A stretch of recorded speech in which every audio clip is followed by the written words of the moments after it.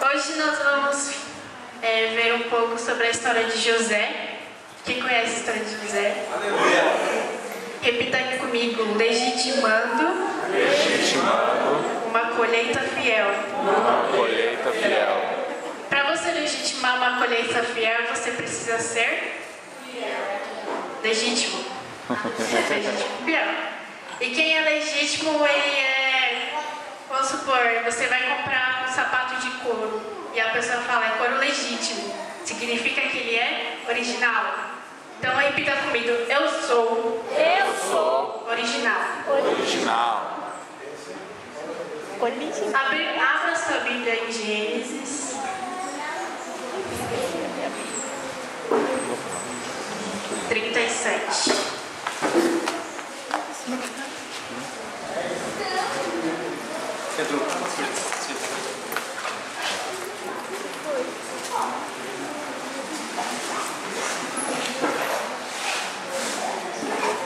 Capítulo 37, versículo 2.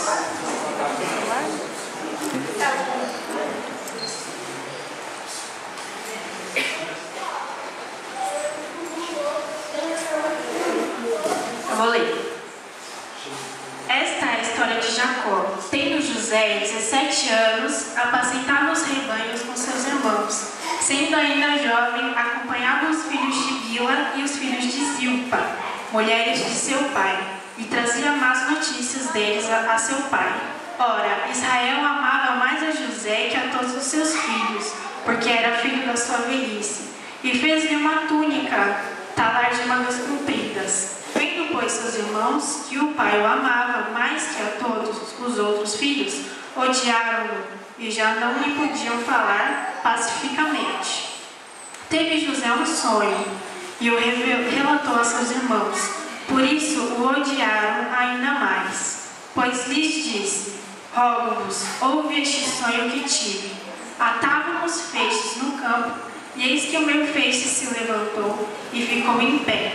E os vossos feixes o rodeavam e se inclinavam perante o meu. Então lhe disseram seus irmãos: reinarás com efeito sobre nós?